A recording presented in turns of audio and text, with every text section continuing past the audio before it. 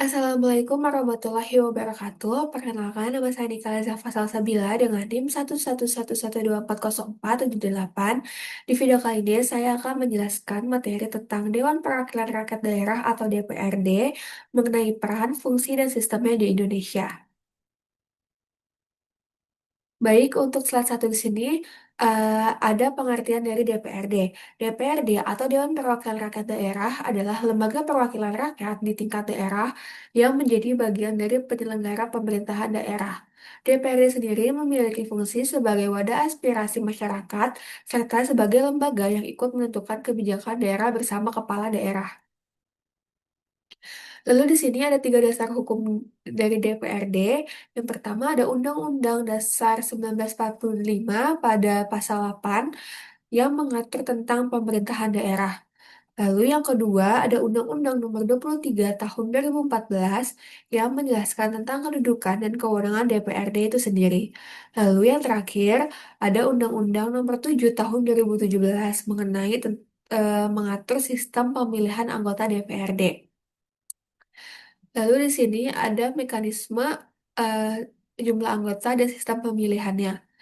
Untuk jumlah anggota sendiri, jumlah anggota DPRD berbeda-beda tergantung jumlah penduduk. Untuk DPRD tingkat provinsi itu sekitar 35 sampai 120 orang. Lalu untuk DPRD kabupaten atau kota sekitar 20 sampai 55 orang. Untuk sistem pemilihannya dipilih melalui pemilu setiap 5 tahun sekali, menggunakan sistem proporsional terbuka, masyarakat memilih langsung calon legislatif dari partai politik.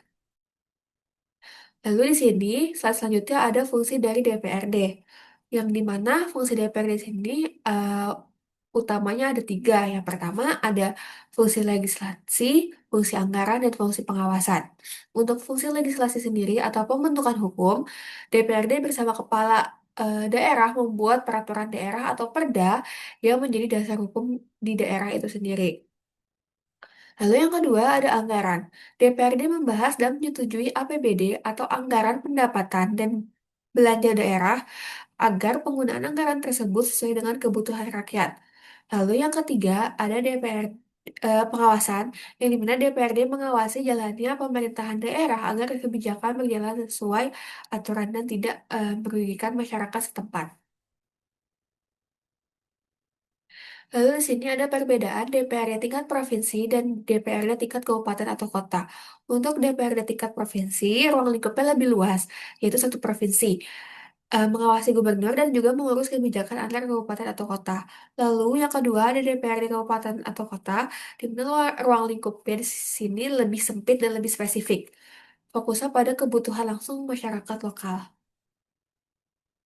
Lalu untuk contoh nyata peran DPRD di sini ada empat. Saya mencontohkannya ada empat. Yang pertama membahas dan menetapkan perda, misalnya peraturan tentang pajak daerah atau pendidikan.